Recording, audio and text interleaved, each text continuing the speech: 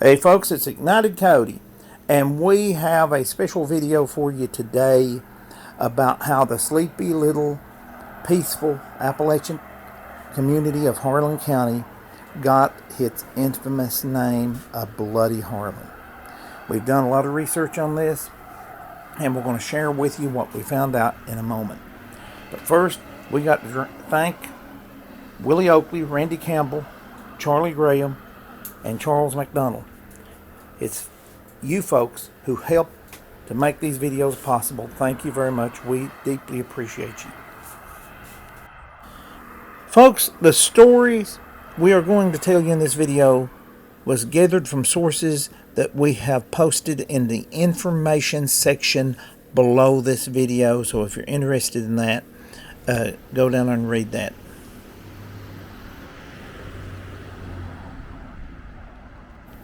You could say that Harlan today is no more violent or bloody than any other Appalachian town you could think of. The events that helped to give it this name happened for the most part between 1931 and 1974. Of course, there's events that goes back beyond 31 and events that happened after 74, but the main event that helped to give this little town, this little county, that name happened between 31 and 74. Certainly the events that was reported in newspapers like the New York Times and Louisville Courier-Journal. These, for the most part, was attached to the coal industry, as many things, good or bad, in Harlan County can be traced back to. Although not entirely, and we will mention a couple of things that didn't have a lot to do with the coal industry. But for the most part, the events that gave this county that name are attached to the coal industry. By 1931, coal companies had started to cut back heirs and pay in Harlan County, making it fertile ground for UMWA union organizers. In the communities of Harlan and Evarts, grocery stores were looted to the bare shelves. In April 1931, a non-union employee of the Black Mountain Coal Corporation reported to Sheriff John Henry Blair that a group of men had pulled him from his car, took him to the school playground at Evarts, and beat him severely because he had not joined the union as he had been told to do earlier. Sheriff Blair sent deputies to bring the accused men in. The deputies encountered a group of about 30 men at the railroad track above Evarts. An argument and gunfire ensued, which left Deputy Sheriff Jess Pace dead and Bill Burnett wounded. William D. Forster tells the story best in his wonderful book, Harlan County, The Turbulent 30s. Mr. Forster points out that Burnett was tried for the murder of Deputy Pace and acquitted. The following year, he was tried for shooting at and missing Frank White in the same gunfight and sentenced to 3 years in a penitentiary. Forster says evidently good marksmanship was rewarded and poor shooting was punished. And that is one of my favorite quotes in this video. After this shootout, the store lootings, 16 mine houses burnt at the Ellis Knob coal camp, shots fired into stores and private houses in Evarts, miners and guards fired on at Black Mountain. Judge D.C. Jones called a special grand jury to declare a state of lawlessness in Harlan County. But this was too late to stop the Battle of Evarts, which took place on a Tuesday, May 5th, 1931. If one single event can be accused of causing Harlan County to be named Bloody Harlan, this would probably be it.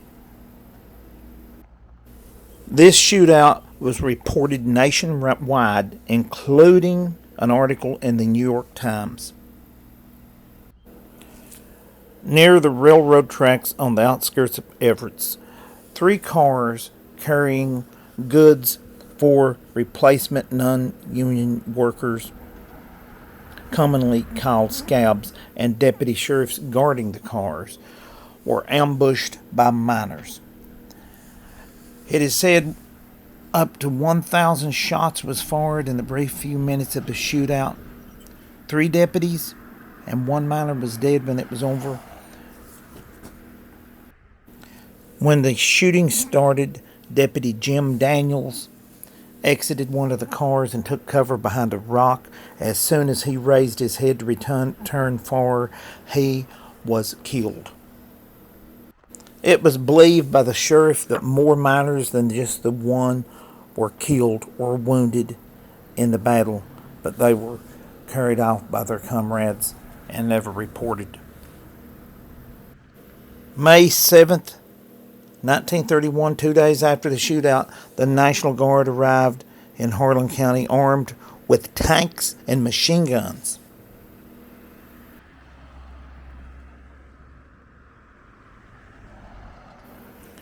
July 5th, 1931, saw the governor order the National Guard removed from Harlan County since there had been no more disturbances since the troops had arrived 2 months earlier.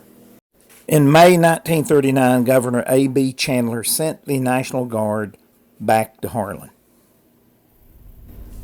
When the UMW called for picketing at non-union mines, which was prohibited by the National Guard, this ignited the Battle of Stanfield, in which 2 miners were killed and 3 others wounded. A National Guard captain and private were also wounded in that battle. Over 200 miners was arrested and took to the city of Harlan, where several of them attempted to escape, and National Guardsmen fired in the air to stop the escape attempt. Later, some store windows was found shot out that rebutted that statement from the National Guard. Also, there was a blood trail found behind the Pears and Horton building that would indicate a wounded miner had got away.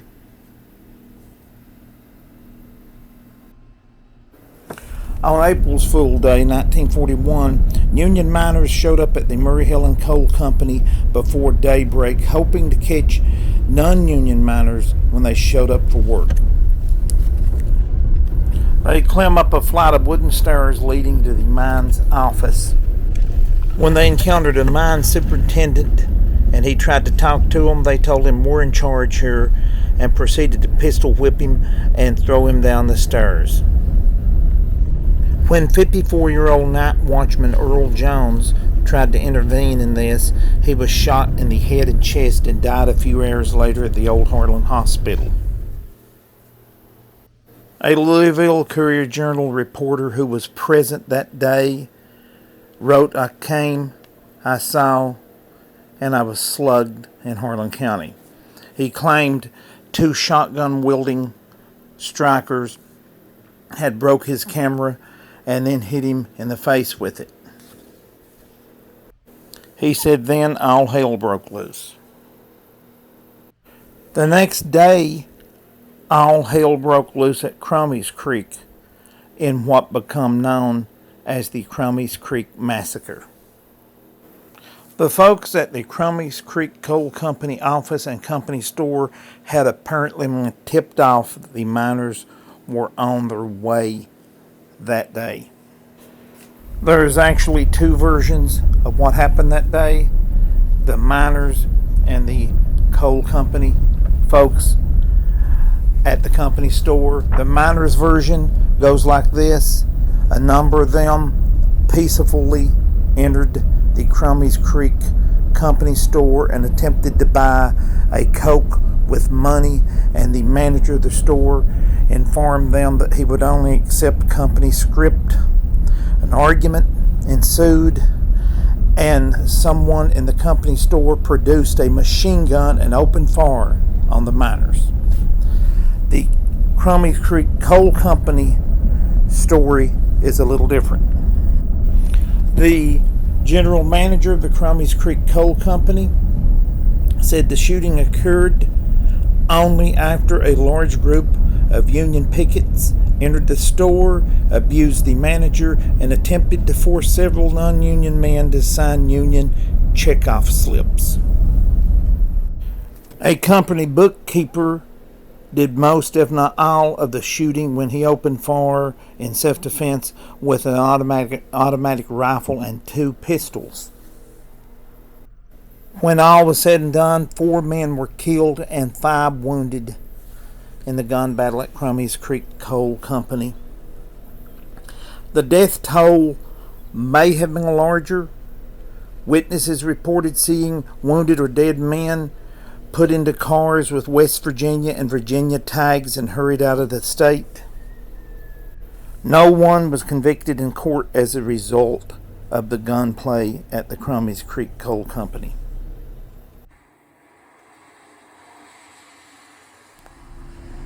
And in non-coal industry related violence, I found that in 1941, Harlan County was legally wet and had quite a few roadhouses, and most of these had slot machines and other forms of gambling.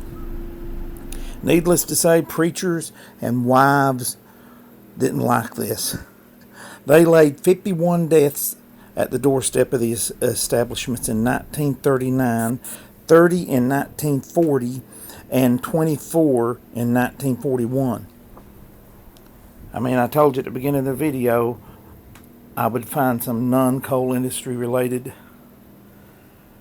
violence. Well, that's it.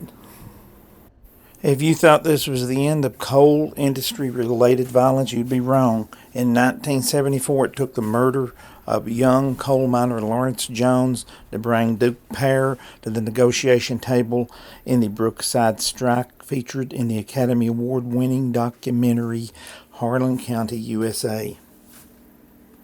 And of course, there's political intrigue and violence, but I don't think that is unique to the history of Harlan County. I think most places has that, and I've tried to cover the things in this video that are kind of unique to Harlan.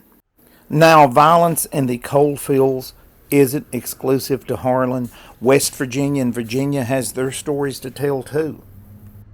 But when I started doing research for this video, I was shocked at the number of events and the level of violence involved in them. I grew up listening to stories about these events, but I never really realized how bad it got between the coal companies trying to bring coal out of these mountains and the miners working for them trying to get an honest day's pay for an honest day's work. Now you tell me, does this peaceful, beautiful little town deserve the name Bloody Harlan? How many years of peace does it take to live down the years of violence? From what I think is one of the most beautiful and peaceful places on earth, Harlan, Kentucky. Thanks for watching, and God bless you.